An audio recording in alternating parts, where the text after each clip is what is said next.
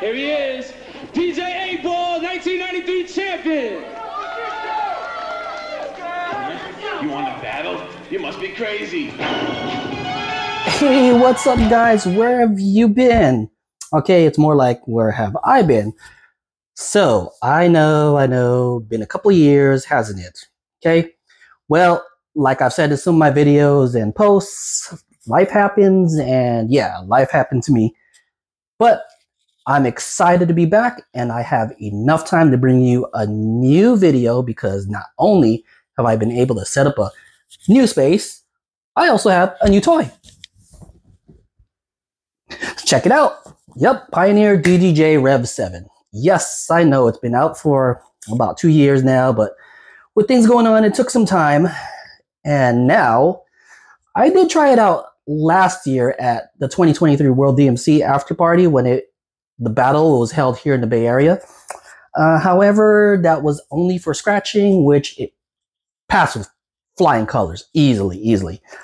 But as all you know, what's my specialty? Yep, that's right, test tones. And up until now, I wasn't able to try it out for that. Gotta admit, it was a pretty bold move, just flat out buying the REV7 without knowing how well it would stand up to my most complicated tone scratch. Again, if you know me, you're gonna know which one that is. I did have the Rain 12 a few years back. I went all in on that the same way, assuming it would perform like a 1200, and well, it couldn't perform up to what I needed it to do for said routine. Also, I did try reaching out to Pioneer, asking if I could work on them, given I was really impressed with both the REV7 and the Cross 12 when I tried them out. Well, so far, nothing, so hopefully they see this and reach back. So what about the REV7? Will it be able to do what I need it to do for me to perform my routine? Well, that's why we're here. So you know what? Let's just get straight into it, okay?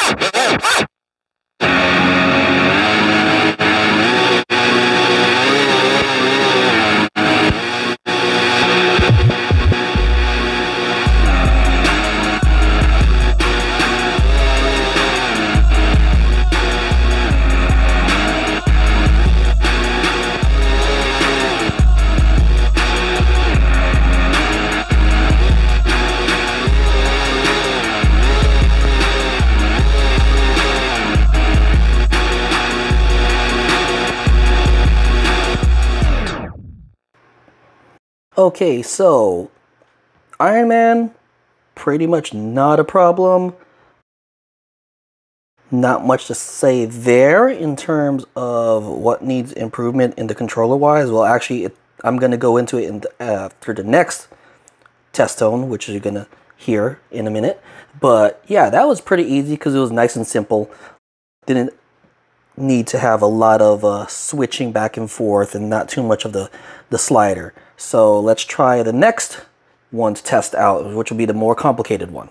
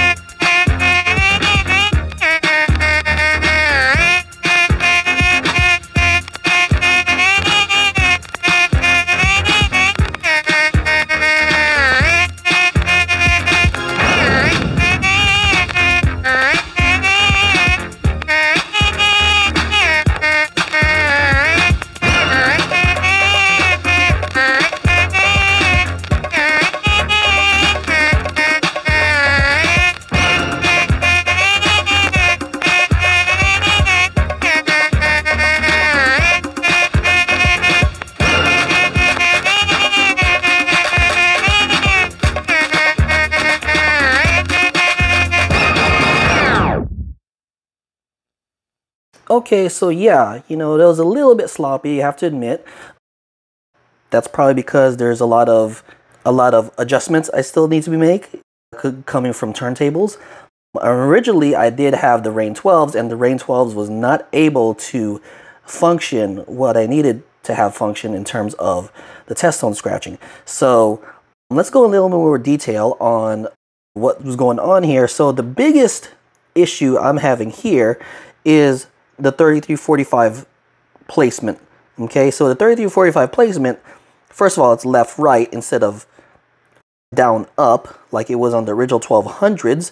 And also notice how close it is to the platter here. So when I'm switching back and forth 3345, 3345, my finger sometimes would rub that platter there, and then it might change things a bit.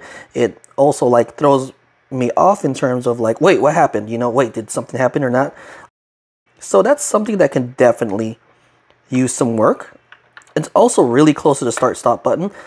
In practice, I have accidentally hit that button along with the platter as aforementioned.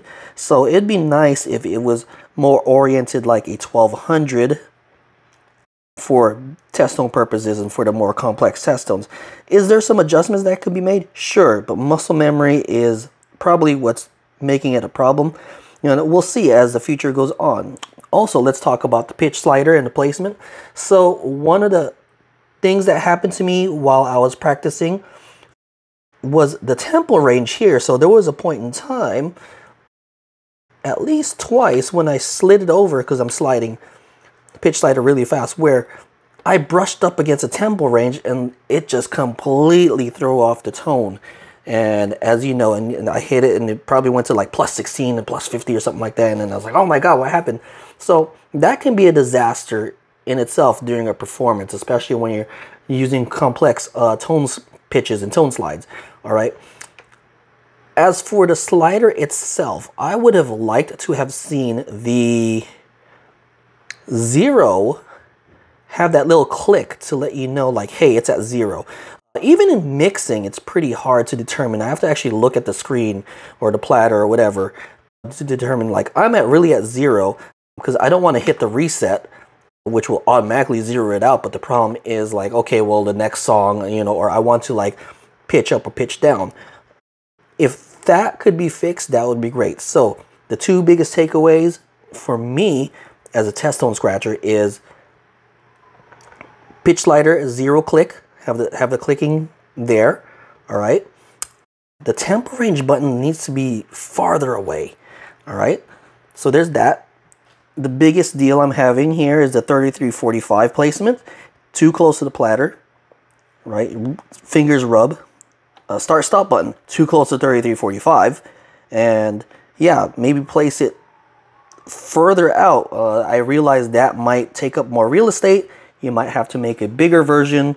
You know, I mean, the REV7 is already, you know, a pretty good size, but it's not horribly large.